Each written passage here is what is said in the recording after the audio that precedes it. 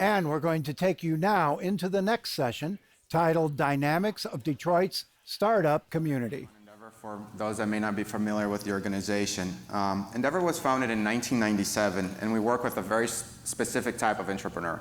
We work with companies that are scaling. We work with really high growth companies. We're working with companies that are growing at least 20 to 30% a year, and some much more than that.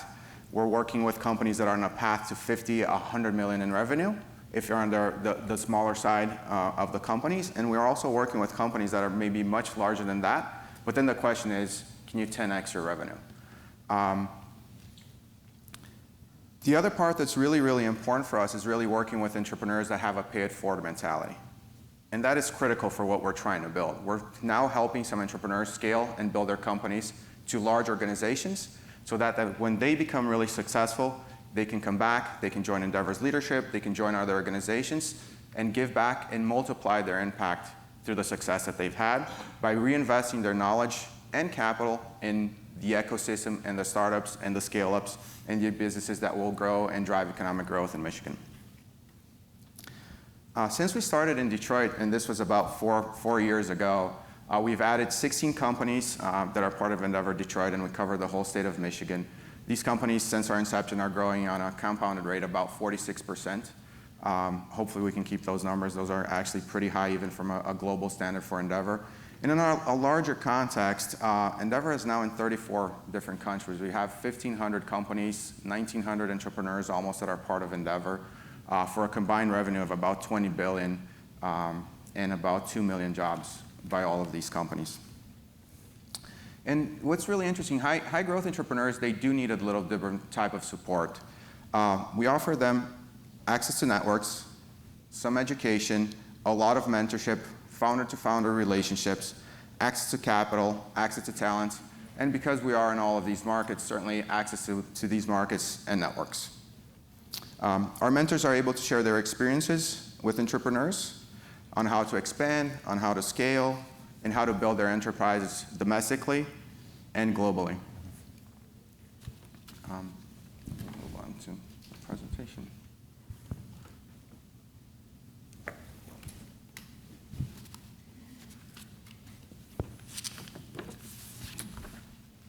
So for the study, we really wanted to understand how to really have an economic impact by supporting companies on scaling. So we asked ourselves 3 questions. How do entrepreneurs reach scale at their companies? How do entrepreneurs reach scale in local networks and ecosystems? And what can policymakers, philanthropic leaders, investors, support organizations, and other stakeholders do to empower more entrepreneurs to reach scale in our own communities? Endeavor completed the study and looks kind of what are the advantages of Southeast Michigan in regards to these 3 questions. While the ecosystem in Southeast Michigan has improved a great deal in the last decade, the community has capacity obviously for much more improvement. Startups and businesses and relocation and attraction strategies play a really valuable role in economic development. But the ability of each to dramatically improve job creation and economic growth is limited. The report examines how a specific category of businesses impact both the economy and the communities we live, and shows how local entrepreneurs who have built their companies and have reached scale are among the most valuable economic assets in any community. From the findings of the report, we can see that Southeast Michigan faces a number of persistent economic challenges. A significant percentage of local jobs, and if we add the last 2 bottom bars there, that represents about 46%, are in industries that are projected to shrink or are growing slower than average in the US. The region also remains overly dependent in a single sector, as many of us know, the automotive industry, which exposes our residents to greater economic volatility than they would exist if we had a more diversified economy. Southeast Michigan needs to create higher paying jobs and become less reliant on declining industries. Thank you.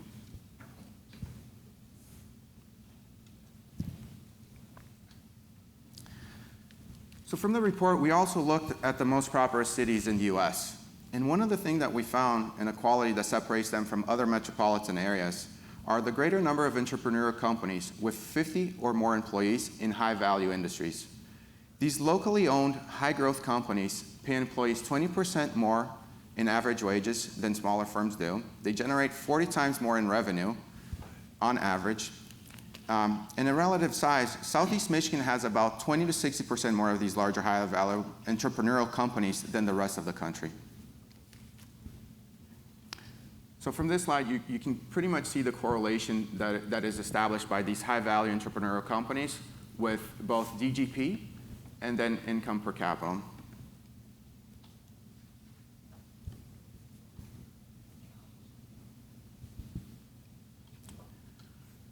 So this slide looks at the 6 industries that we found, and we categorized them. But behind each of the choices of words that we have, there are NAICS codes in the report that actually have a lot more industry codes that represent each one of these industries. And the thing that I'd like to point out only on this slide is really when you look at the dynamism area, it really is talking about the proportion of these larger, high-value entrepreneurial companies that were founded in the last decade here in Michigan.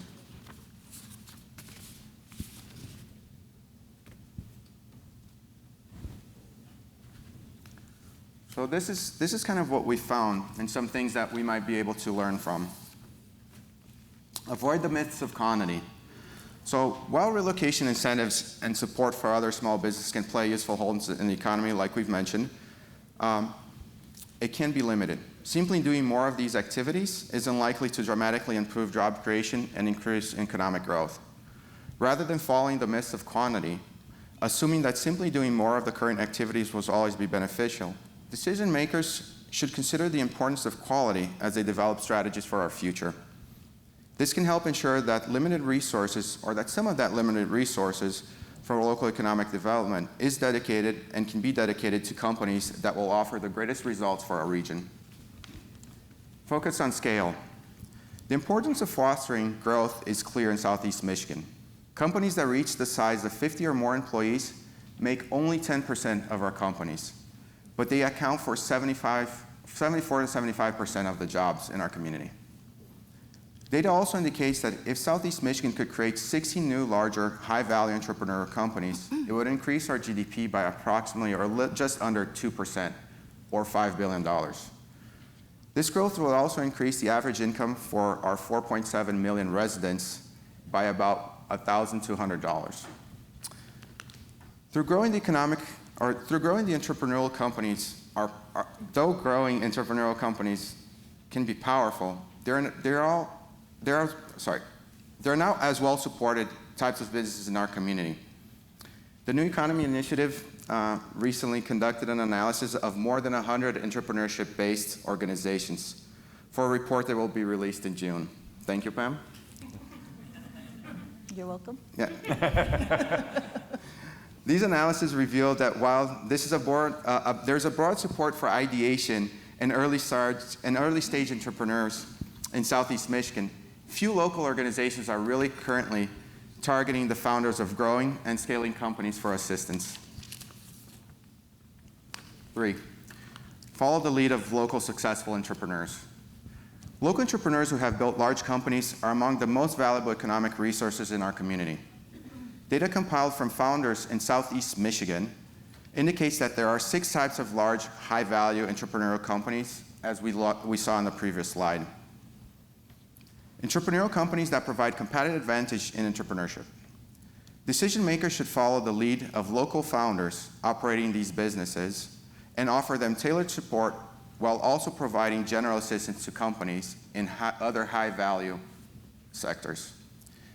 Civic leaders in Southeast Michigan can learn a great deal from founders of larger high-value entrepreneurial companies, but in order to do so, they must listen to them. Decision makers should bring together groups of these founders, ideally organized by industry, to hear from them and discuss the challenges that slow the growth of their own businesses. They should also continue to evaluate data in the region to identify when types of high entrepreneurial companies arise within our community. And 4, build networks around the best of the best local entrepreneurs. The stories of founders at large, high-value entrepreneurial companies profiled in this report demonstrate the value that successful entrepreneurs can provide to upcoming companies by acting as mentors, investors, and sharing their knowledge with the next generation of entrepreneurs. When entrepreneurs who have built companies that reach scale support upcoming founders, it significantly increases the likelihood of success for these local businesses. Decision makers should build networks around the founders to help them share their knowledge, social connections, financial capital with the upcoming entrepreneurs. These networks can be constructed in several ways: by facilitating individual connections, like mentoring and early stage investing, by including successful founders in leadership positions at organizations that support local entrepreneurship, and by enlisting these founders in efforts to improve the local entrepreneurship community and work toward common goals such as increasing inclusion. Developing networks like these that encourage a virtual cycle of entrepreneurial support is one of the best ways leaders can help new, larger, high-value entrepreneurial companies to thrive in our ecosystem. So Pam, before you comment and tell a little bit more about New Economy Initiative, I just want to point out on the tables, there's an executive summary of the report. Antonio, where can we get the full report? Yes, we can get the full report. We'll have a link. We have a link on our website. Yep. The report was generated and filed after we had the handouts done. Yep. But we can perhaps have the whole address for you in just a little bit. I can tell you by the end. And just a little advertisement, Sherry Welch did a great story on this in Cranes Detroit. If you read it online, there's a link in the first couple paragraphs to the full report, so I encourage you to check that out. You'll be seeing more things through other sources and other channels as well. So Pam, sorry, go ahead. This is fun. I'm not usually the responder in a panel. Usually I'm in Antonio's position, so good job. Well, thank you. Good afternoon, and thank you for being with us today. So those of you who don't know, New Economy Initiative, also known as NEI, is a philanthropic effort started 12 years ago to support entrepreneurship. We basically, not basically because it is kind of hard work, but we make strategic grants to organizations like a Michigan Women's Forward or an Endeavor or MIBA or Build Institute, TechTown, so that they can support entrepreneurs. And so this report is very important because so often when we think about entrepreneurship in this region, to me there's two schools of thought. Either people go straight to the tech entrepreneur, they talk about Doug Song, they talk about Tony Brzezowski in Ann Arbor, who are great entrepreneurs, and their exits and what's happening with them. Or they go to our small neighborhood businesses, which are also equally as important. And sometimes this high growth scalable group, if they're not necessarily innovation-led or tech-driven, get lost in the shuffle. And I think it's important to recognize that this high growth group is adding to the economy in a significant way. I think the point that I wanted to raise too was that and often when reports like this come out, then we kind of grab onto, oh, this is it, this is our path. I just want to make sure that these are all and strategies. I mean, I was talking to Dan Radomski, who runs LTU Collaboratory, earlier this morning, and he was talking about the high growth opportunity that comes from these social enterprises. Yeah. And so you have, this group of work that is creating jobs, they're creating diverse jobs, they're creating opportunity for residents in a lot of cases that can go to those jobs where they live. But I don't want us to lose sight of the work of the neighborhood small businesses, and also that they're not mutually exclusive. That was another point. We were talking about this a lot too. A lot of times we compartmentalize small businesses. We got the small business lane over here, we got the high growth lane here, we got the tech folks over here, we got the social entrepreneurship here, as if they don't all, intertwine. And there's a powerful link between the small business, that neighborhood business, and the growth business, if those businesses have the opportunity to see that they have a pathway to grow. In a lot of cases, that's not the case. So for example, I don't know if you guys saw the legacy panel. Who saw that? All five of you. Well, it was a great panel. You missed it. You really should stream it because it really speaks to what Antonio's talking about. These are non-automotive sector, high growth companies, right? Art Van, Bartech, and Amway. Commercial products, staffing and consulting services, and furniture, furniture and retail, of course. I have it in my house. But the point is that they all talked about how they started small. I mean, 4,000 square feet that Art Van Elslander had that now is 180 stores. Cindy Paskey probably had 5 employees one day. Bill Picard actually started owning McDonald's franchises, right? And so making that link between the value of supporting neighborhood small business and providing pathways for them to become these growth businesses so that they can create these outcomes is so important. And the other thing that I'll mention, and then I'll stop talking, is also the need to make sure that there are points of entry that are equitable for all types of entrepreneurs. And so when we're talking about entrepreneurship, we used to always tease and say, close your eyes and imagine an entrepreneur. What does he look like?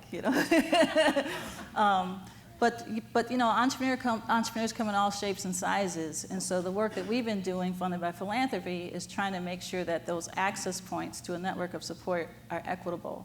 That there's organizations like community development corporations that are working with neighborhood entrepreneurs that are helping them find their way. There are organizations like Michigan Women's Foundation working with women. So that's all important to us too. I think of the Entrepreneur Color Fund, which serves this particular group that Kellogg and JP Morgan, Chase, and others have funded. And so these are all important things, but I guess my big response is, now that, the Detroit Regional Partnership Group is starting up too. There's business attraction, there's small business entrepreneurship, there's high growth entrepreneurship, yes. There's social entrepreneurship, yes, and. And so these are and strategies, not or strategies. And they all work together to grow an economy and make it strong. Absolutely. Jason, tell us about Vectorform. Sure. And what of the research and the findings and recommendations resonate for you? Yeah, sure, Darin. So for those of you who do not know, Vectorform is a digital innovation and digital product development company. So we started in downtown Detroit 20 years ago. My business partner and I, Kurt Steckling, started this company, and our goal is really to transform the way that companies do business. So we leverage emerging technology to work with companies like Google, Microsoft, Intel, Walt Disney to really fundamentally change the way they do business, interact with their customers, all throughout Detroit, Michigan. And after some time, it was definitely a passion business. My father was an architect and built amazing research facilities that really transformed business. So this was something that was really important to me. But when we applied technology, we could see the scale effect that this could have when transforming companies. So, but our business was really passionate about it. It was about how do we take this great technology and really transform a business. And, having the opportunity to meet an organization like Endeavor, where it's like, hey, you guys could really go beyond just, this single model. There's a different model. And working with Antonio and his team, Vectorform not only invents digital products and experiences, but we invent digital businesses. So we have 5 scale-up companies that we've developed, Kurt and I, and it's been a fantastic ride, and it's been very exciting. And in terms of, the report, well, I want to first, obviously thank the William Davidson Foundation for commissioning this report. I mean, we all know that the startup ecosystem is important, but, how do we grow it? What are some of the problems? I mean, the reality of the situation is we are lacking in this state compared to other states in terms of our entrepreneurial ecosystem. And I think the report does a great job in terms of understanding what are the tactics, and more importantly, how can we be intentional about some of the moves and ecosystems that we can develop to really support this. Antonio, you said stakeholders, and I like that word a lot. When we talk about stakeholders, so let me ask you a quick question. How many entrepreneurs are in the room right now? That's great. What about people that have friends or family who are entrepreneurs? Okay, wow, that's awesome. So here's the reality of the situation. In the report, I think my favorite part was the statistic. It said that 60 scale-up companies will add $5 billion in GDP growth. We will all benefit from that as indirect and direct stakeholders. So I see that as something that's really inspiring and really shows the importance of why we need to take the findings of this report and activate against it. Got it. So Antonio, I have a follow-up question, and for those of you who may have questions in the audience, just raise your hand and a staff member will come with a mic. But Antonio, you've talked just briefly about the importance of entrepreneurs basically giving back. And Jason, you talked about the support that you're getting from Endeavor. So Antonio, what are you hoping Jason does in the future to support the entrepreneurial ecosystem? Or more broadly speaking, what are you hoping entrepreneurs that are successful, how can they give back to the community? So we had this conversation this morning, and he's joining our board soon. He's on the path to that, and that's the idea, right? I think what really makes Endeavor a founder-to-founder, an entrepreneur-to-entrepreneur organization, first, is a little bit of time. We're founded with amazing board members. As we develop and grow, more of these board members will hopefully become Endeavor entrepreneurs that take the leadership of the organization forward. Endeavor Argentina, for example, which I mentioned was one of our first offices, I think 70% of our board members are former Endeavor entrepreneurs.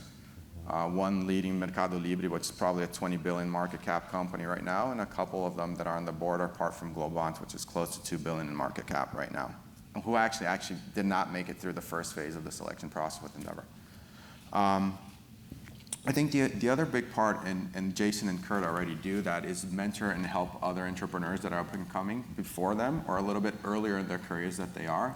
I think that's really, really important. And also continue to think about not how to just mentor and transfer their knowledge, but the access to capital it is a gap that we have. And how can it be better than having entrepreneurs that believe in other entrepreneurs investing in them? So being able to facilitate and help that and augment that is a big portion of what we hope our entrepreneurs in the future can do locally and what's happening already throughout the globe. I agree, man. It's one of those things where one of the first times that Kurt and I, got advice, it's like, we're getting free consulting. You don't have to pay for this. It seemed not real. And it becomes contagious. It's like, wow, we just dodged a massive dump truck heading for us. Thank you so much. And you feel the need to return that favor in any way that you can. So it's sort of this cyclical behavioral pattern that's very strong, specifically in Michigan, that I'm really excited about. So I just want to maybe connect some dots or maybe retell the story that I'm hearing, just in case I'm missing something, and maybe this will be helpful for the group in the audience. And still waiting for the first question. I don't know if somebody has a mic. Okay, Gabe, we'll get to you in a second. But what I heard was basically that there's a lot of attention that we pay to making sure that we have a vibrant startup community, and the support systems in place for that. And we as a region have been doing better and better thanks to the work of New Economy Initiative and others. We do spend a lot of time talking about the Amazons, trying to attract them, and that's an important element of our strategy for economic development. But to Pam, your point, it needs to be an and strategy. And what you're pointing out, Antonio, is this opportunity to focus on the mid-sized, local, entrepreneur-led companies. And not only because they help drive job growth, but because you can get this sort of cyclical effect of the founders of those companies getting to the point where they are in a position to mentor the next startup entrepreneur. Yeah. Did I get that right? I couldn't have said it better. Okay. I also think it's in addition to mentoring too. I mean, I guess I was blown away by the legacy panel, but I also think about other entrepreneurs in this community. It also is this notion of generational wealth and what that does to their own families, but then how do they invest that back in the community? Exactly. I mean, each of those gentlemen at the last panel talked about first of all, they talked about their mothers and fathers and the fact that the fathers got all the credit, but the mothers were right alongside the fathers, helping them build the business. Note that. Okay, so they talked about that. But in each of their stories, each one of those founders were invested heavily back into, Ypsilanti in Detroit with the Barfield family. We all know the work that the Van Elslanders have done. So I think this whole notion of reciprocity is so important. And of course, me on the input side, I also think that whole notion of inclusion, because the more diversity you have creating that general wealth, right, the more diversity you have in terms of the give back to the communities. So I think, if I may add one other concept that's really, really important to us is kind of the role model, right? Being able to interact and see others that have done it before, who are pushing you to think bigger about your business, about your community, is very, very powerful. I think the best example I have was Jason Wank was with us at a gala dinner in New York with Endeavor. And Marcos Gasparin from Mercado Libre was speaking and talking about his trajectory, how he joined Endeavor and everything, but the company and how he built it. And he's like, literally right after the speech, he comes to me and said, I'm thinking too small. I need to figure out how to grow this company to $1 billion, maybe 10 billion, and keep going. Yeah. So that's hard to pinpoint. That's not a metric that you can really easily measure. It's very soft, but it's very powerful. Right. Yeah. So let's go to the audience. Gabe, you're first. Thank you. Hi, Gabe Rodriguez, Detroit Regional Partnership. So I just wanted to ask a question on the data, the research. I've seen some of it in depth, and I really think it's really great work. What's the next steps for Endeavor NEI? How are you leveraging this to focus in on these areas, identify leaders in this space? If you could explain a little more about how you're planning on using this. Anybody specific for the question? That's a hard one. I think I'll give it to Pam. I'll get the hard one. I'm the girl in the group. Yeah. I can handle it. No, but anyway, I couldn't help it. Anyone who knows me knows that I just can't help those moments. No, there's a lot of things going on. So like Darin mentioned, NEI just finished a huge asset scan body of work where we've spent a couple of months really understanding what are all the different support services that are helping entrepreneurs in the region, startup to existing businesses, innovation-led to small business. And so we have that body of work. That body of work also spoke to how are these organizations networked together and how are they connecting. What it doesn't tell you necessarily is the relevance of those assets to the needs of the entrepreneurs. But we have to start somewhere, so we have that. We also understand now kind of the emerging industries that are serving, but we also have client data that also mirrors some of what they're saying, but also other industry sectors that are, being made available. You're doing work for that. So we feel like that it's really important for us to start better coordinating all these studies that we're doing so that we can truly begin to understand, because there's been a lot of money invested in support services, right? And we have a lot of data on activity and how capital is moving and who's getting it. But we really need to do a better job at understanding what isn't here. Where are the real gaps? What needs aren't happening? And the thing that we haven't done, that I'm going to out all of us in this room that are supporting entrepreneurs, I think we haven't done well enough, is actually asking the entrepreneur directly. And really kind of talking to the entrepreneur that either is using the services that philanthropy is funding or aren't using the services that philanthropy is funding, to find out what are those true gaps and what's missing, and how can we help accelerate growth for some and create access to opportunity for others. I don't know if I answered your question. So I want to avoid asking the entrepreneur to my right and go to Antonio just as a follow-up question. Perfect. Which is, you did identify these 6 sectors, sort of high-value industries. How much does Endeavor's portfolio of companies reflect those sectors? Does the finding that there are these 6 sectors change your work in any way? And we'll get to you, Jason. Yeah. So yes to both questions, actually. So we're definitely have companies in all those sectors, heavily in actually all those sectors. To me, I came a little bit more from the tech background with our friends here from MEDC, Fred and Paula at the time, and was really surprised by what we have going on, specifically in food and beverage. The other ones were a little bit more obvious to me. But food and beverage we have like 3 or 4 companies in food and beverage in our 16 companies. So a fourth of our portfolio is really food and beverage and scaling fast. I think that's a huge opportunity. And to answer a little bit of Gabe's question too, I wasn't trying to deflect, she knows a lot. I think for us, what it means, it's really bringing the context of the local market for us, which was really, really important. We know a lot of the elements through Endeavor that can help entrepreneurs scale. I think it's a good direction to start to understand, like, okay, so we're seeing food and beverage companies. Should we really try and support them? How do you really analyze what you're seeing on your pipeline? And to be honest, in the beginning, for us, it's like we're just trying to get the best companies, and we're not even thinking portfolio strategy or who we're helping. We're really like looking for the quality, and the quality is established for us at a global level. So Kurt and Jason had to go to an international selection panel, and in their case in Madrid, to get selected into Endeavor. Only 2.9% of the companies that go through the Endeavor process get selected So it's a rigorous process. But again, I think that the direction that it changes, it's first, it starts shedding the light on some of the industries that we should consider as industries that we have a competitive advantage and figure ways to support. And some of them, other than some of our programs, it's very hard to think about support organizations like consulting firms. Like I don't know any supporting organizations that really help consulting companies. Is there something that we should do here or not? I think it starts driving a conversation that we haven't had before. And I think that to me is one of the most important parts of it. And then the local context for Endeavor.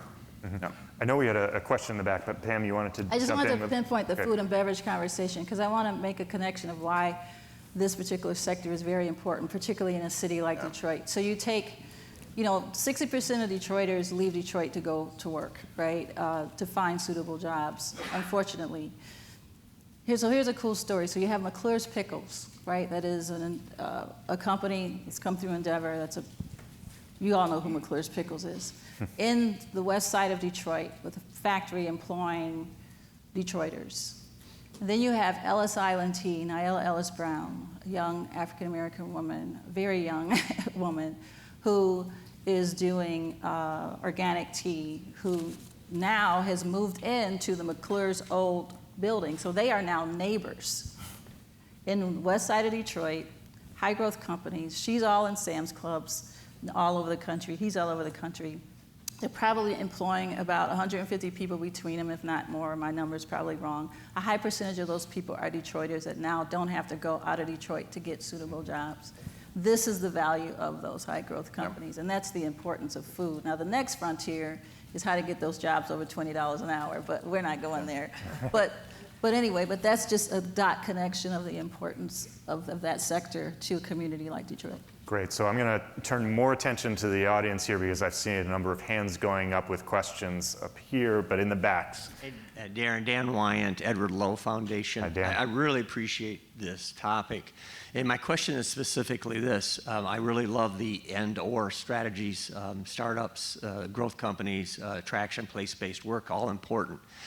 How do you, to the whole panel, do you feel that economic developers and communities recognize the differentiation between startups and growth companies and their value? And if not, what can we do to help communicate that better? All right, Antonio. Sorry. Let's ask Gabe. No. I'm going to just speak my opinion because I am not an economic development expert. I am a grant maker in philanthropy. But from what I can tell, and I'm looking at Fred, too, from MEDC, I'm not exactly sure everyone puts them all in terms of their value to the economy in the same level. And I think they should be. I think there is, when you look at how the money flows, there seems to be more, and of course, if people are counting jobs, if you pull in a big company here, Flexingate, and the things that the mayor talked about, those are large numbers, and that's great, right? But if you can't get those jobs, sometimes there's entrepreneurship out of necessity. And that's the way that people are eating, feeding their families, and creating a work ethic that teaches their household something different and provides a way of life so they can get out of this Alice category, poverty category. That's just as valuable, right? And so I don't think the value is the same, because if you follow the money, it just doesn't feel the same. I think the proper understanding of the taxonomy might not be there, but the understanding that companies create jobs always is. I think 10 or 15 years ago, the conversation around startups was very, very small, especially in our state. Scale-ups wasn't even a term, or high growth, or gazelle, or however you want to call it. I think being able to, just because now we have these terms, it is some progress. I think there is the need for distinction, because if you're able to identify the specific needs of each of these categories, you'll be able to support them better. And I truly believe 100% what Pam has said, we need all of them. But the more we know how to support them individually with potentially different programs, organizations, I think the better off we'll be. Great. We have a question in the middle. Thanks. Dan Radomski. I'm with Lawrence Tech. We run a hardware accelerator for the state of Michigan. And this is more of a clarifying question. The 6 areas that you focused on, and I imagine they were pulled by NAICS codes. consulting firms, does that include design and engineering consulting firms? I suspect it. Altair is one of our examples. Yeah, so I think this is a really important point because there was other data points, and it's really easy to lose sight of some of the important things. The data that you showed, the decline in manufacturing jobs, we can't overlook the design and engineering jobs associated with physical product manufacturing. Just because manufacturing may not be happening here in Michigan or even the US, some of the highest growth companies that you're talking about, whether it's a company I used to work with at Optimal, or it's big companies like Ricardo and AVL, they are doing the design, the engineering validation, the testing, all of the prototyping, all the high value product development for physical product manufacturing. So that's something we're best in class in. I don't care if we're product development for automotive applications, medical, consumer devices. The world turns to us. We're best in class. And I don't want us to ever forget that that product development value chain here is critical to maintain and value. Thank you. Getting a lot of nodding heads here. Okay, in the back, George? Yeah, George, hi. Yeah. So I know this wasn't really the focus of your topic, but when you talk about a healthy entrepreneurial ecosystem and you talk about startups, the very term startups makes it sound like that's where it starts. But I'd like you to comment about the importance of invention, innovation, entrepreneurial learning for youth, which seems to me is really the wellhead of the talent pipeline you guys all want to deal with. Yeah, I can certainly cover that. So, yeah, startups, you know, when Kurt and I were getting going and we quit our, you know, fancy jobs, you know, our family friends were like, did you get a job yet? You know, thinking it was just a hobby what we were doing. And, you know, there's a lot of challenges, but number one, I would say it's talent. And I can talk all day about things that we need to do, and I think the report really addresses a lot of tactics here as well. But, you know, talent's a long game, and you absolutely have to be invested in looking at ways that we can engage youth. Chris Marshall is doing a fantastic job with some of the work that she's doing with Winning Futures to really mentor the next generation. There's all sorts of things that at Vectorform we're doing, engaging robotics programs, working with grade school children to get them excited about technology, to get all people excited about technology. It's interesting that, you know, we typically see, you know, men who are very excited about science and engineering and STEM, if you will. But the reality of the situation is that, you know, if you look at the research, many people, men specifically, are great at science and engineering and nothing else, whereas many women who are good at science and engineering are good at everything else, so they have other options. So how do we now choose to sort of encourage and excite people about, hey, come work in technology and innovation, build the next AI platform? So it is the long game. You have to engage the youth. It's about education, it's about exposure. A third of Vectorform's office is dedicated to community engagement, and how do we bring schools in, how do we bring people in to show them what the future is and what's possible? Great. I'd like to add to that too, because our work at NEI has primarily been adult focused, but under the leadership of Maria is sitting right there, Lalonde, we've been really exploring kind of this connection between our work and how to create opportunities for young people to get exposed to the entrepreneurial ecosystem that we've been funding. If you think about what has happened in this country around sports and how people use sports as leadership training and, you know, team building, we really think there's an opportunity to lift up entrepreneurship in that same way. Critical thinking, problem solving, ideation. You know, so whether you're going to start a business or whether you're going to make grants, whether you're going to, you know, be an engineer or a foundation leader, these are still good skills. And so she's been leading work with a cohort of adult-based entrepreneurial programs and people that have pipelines to youth. So Detroit Area Pre-College Engineering Program, DAPSET, which I actually went through as a kid, which got me interested in engineering. Robotics is a sport now too. So see, there you go. So here's the point. So what we're doing is we're saying we're looking at a tech town and working with them to connect them with how to engage and expose youth, looking at what LTU is doing, and they're bringing children from churches and their community to get exposed to entrepreneurship. So we think it's very important, but you're right, Jason, it is a long game. I mean, the work that you guys have been doing at the Henry Ford for years. Right. As we speak, we have over 550 3rd through 12th graders at Henry Ford Museum over the next 2 days who are involved in invention, convention, it's amazing. competitive activities. And we have over 2,000 people because it's their families, it's their teachers, et cetera. And these are kids grades 3 through 12 who compete. In order to compete in the nationals that we host, they already have to have won their local, regional, or state competitions. We have the best of the best, and that's an activity that will continually be played out at the Henry Ford for now into the future. Yeah, it's amazing awesome. work. Thank you for that. We have a question or comment up front here. Yes, my name is David Broner. I'm a volunteer at SCORE.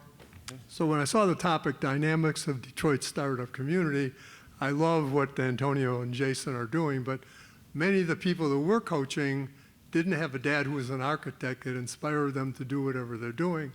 Many of them didn't have a neighbor who was in business or knew an attorney, knew an accountant. So a lot of the people that we're talking to are coming from a different place. And I like the fact that you have the idea of this peer group co-mentoring is helpful. We're trying to do these roundtables where similar businesses are sitting around a table sharing best practices, but building back the communities in the city of Detroit is a little bit different, and it's really ground level and holding people's hands and coaching them and getting them to the next level, but scaling is not a word that I would be using, especially in the first 6 months of coaching somebody, but it's just different than I was expecting the panel to be talking about. Yeah, I think we needed to finalize the title before all of the content was said. So there may be a disconnect here. Sorry for any false advertising, but glad that you're here. Yeah, but you raise a good point. I mean, that was the point I was making in terms of these different points of entry and how do you create networks of support that allow any person to enter in and be able to take that idea into a business that can employ somebody. Because we all got dreams. Everybody has dreams. In the back there. Hi, my name is Damian Percari. I'm the director of the U.S. Patent and Trademark Office in Detroit. And I was going to start with a question on opportunity zones, but I just wanted to let you know that the Patent and Trademark Office did a study on inventorship and gender and found that in general, the country is lacking in the number of women inventors we have, and Michigan is very lacking in the number of women inventors we have. And we're just studying the issue right now. We don't have any solutions or recommendations, but there's an enormous opportunity, like the mayor identified earlier today. There's an enormous opportunity for inventions by women that are just not being captured through the patent system. My question for the panel and the group, and perhaps the room, is, did the Tax Act and Jobs Creation Law that went into effect about 2 years ago have any impact? Are opportunities zones that were part of the act causing businesses to relocate or to locate in areas that provide very significant advantages?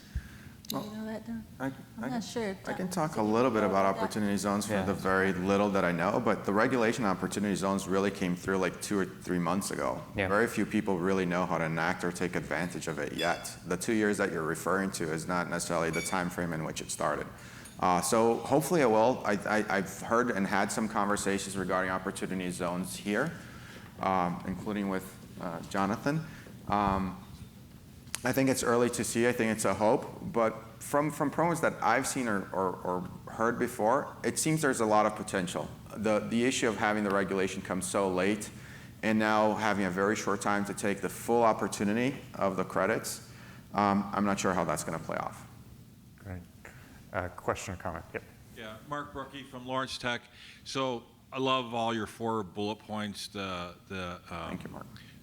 Focus, scale, but I'm really curious about number 4 because 4 is a game changer, and that is how to get everyone out of the woodwork to be at the table, to develop this entrepreneurial ecosystem from like-minded individuals and really create this culture of entrepreneurship. There is so much hidden wealth in this region in Southeast Michigan, throughout the state, so many success stories. We don't celebrate them enough, but if there is a way to pull that out, it would really help all the other things, right? So is there anything that's on the table yet that we're thinking about how to do that? Because that would be great. There's one Just as a thing- refresher, can we pull up the 4? There's one thing, I think it's called Endeavor, and that's kind of what we do. No, but in all seriousness, it's a really long-term game. I think part of the conversation of like really the nomenclature and trying to divide in different spaces and look of different tactics of how to solve this, I think it's a big part.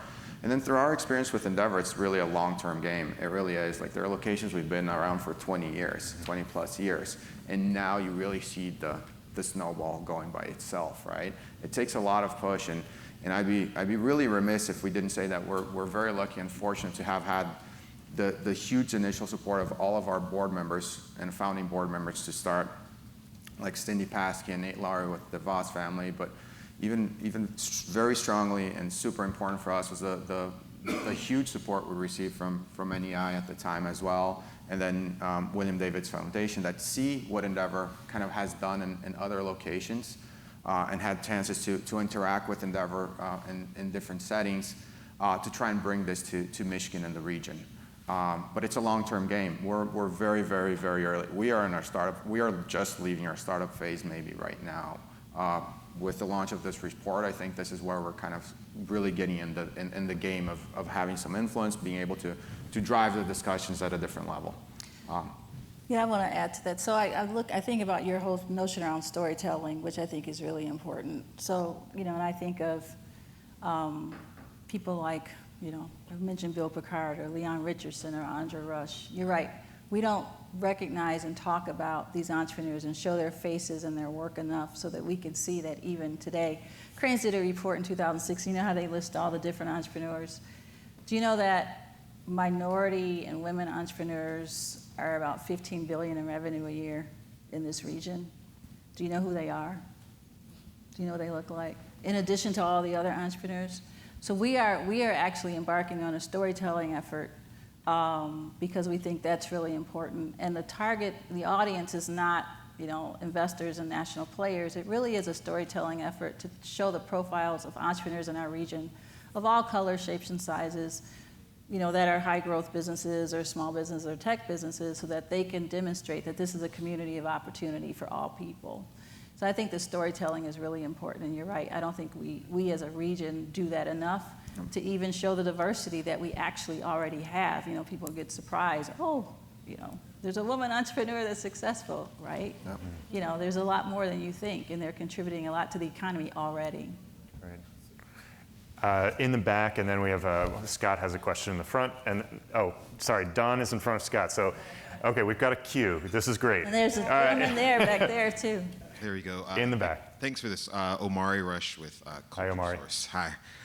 So I guess I wonder how general community members might get a sense of what scaling companies are and growing companies are in their communities. I mean, I suppose something like reading the paper helps, but what does it mean for any kind of manager to say, I want to help out these companies, but I need to kind of have a sense about who to invest in outside of a kind of a bigger service provider or a larger company. Did that make sense? Yes. If I just want to make smarter and more thoughtful decisions about investing in businesses that are scaling and growing, and how do I find those folks, and how do I think about working? Go ahead. Can you just define invest? Are you talking really place capital, or you're talking like your time and skill and knowledge? Oh, no, just like hire them or contract them or connect them with other people or just do the things, network them. But yeah, how do I get to them, and how That's a great question. Encouraged to get to us? I would ask that everyone in this room that has a portfolio of entrepreneurs that they're helping to stand up. I mean, seriously. So here are people in this room right now that have connections to a lot of these companies, and they're working with them very closely. Antonio would stand up too, right? I mean, he's on the platform. But my point is, I think this is a crew response, but just even starting with maybe connecting and networking with some of these people in this room that are working every day supporting these entrepreneurs, and you can determine, what type of entrepreneur are you most interested in helping and investing in, because I guarantee you they're touching all types right here. Don, and I know Scott was jumping up and down to get in on this, so Good old Don. Yeah, so real quick, I think it's a comment as much as a question. Somebody, I think maybe it was Pam, Don Jones from the New Economy Initiative. Pam talked about leadership in sports, about the thoughtful and purposefulness and the long game of this. If you think about sports, that again, Title IX is, we're moving up on probably 40 years, 50 years of Title IX, 40 years, which was public policy that's saying you must support women equally in your programming in sports if you are going to receive federal funding for that, and people blanched at it and such like that. And today, women in sports and leadership and the things you see, and whether it's in winter sports, summer sports, soccer, the list goes on, is significant. And that's because there was a purposeful, thoughtful, and long game in terms of making sure that there was that participation. So I think the same thing's true here in what we're talking about with both the businesses, but also the diversity of those businesses to represent is that we have to be purposeful, thoughtful, and a long game. This is not a 3-year program or a 5-year program or a 10-year program. As I said, Title IX is 40 years old, and we're now seeing the fruits of that. So I guess it's more of a comment than a question about all of this staying with it and not saying, oh, this report really shows that some good things are happening, so now we're done and now we can move on to the next thing. So I guess no question in there, just a comment. Okay, thanks, Don. Right up Scott, here. please go to Scott. I know we're getting close on. Let's get you on the mic. There's bourbon. Okay. And just a clarification of time. How much time? None. Just 1 minute. Yeah, so Okay. I know we're really close. So hi, I'm Scott Hippocom. I'm the new CEO of the MIBA. And so what we launched. MIBA means? What's that? MIBA. MIBA, sorry, the Michigan-Israel Business Accelerator. So been around for about 2 years, 15 years with the MIBB, which was the bridge. You asked a great question about the ability to see other organizations. And so I think a lot of the conversation we're having here is how do we promote that clarity with the understanding of what's in the ecosystem? And how do we see these smaller organizations? I ran a business for 11 years. There was no way I had some connectivity to a larger organization. How did they find me? How did I see them? This platform that we have here in this conversation is all about, I think, the ability to promote that clarity. What we launched on the 20th of May it's called Startup Nation Central, but it's really what it is. It's a partnership with Israel. And so the technical name of the website, and I have a couple flyers, is startupmichigan.tech.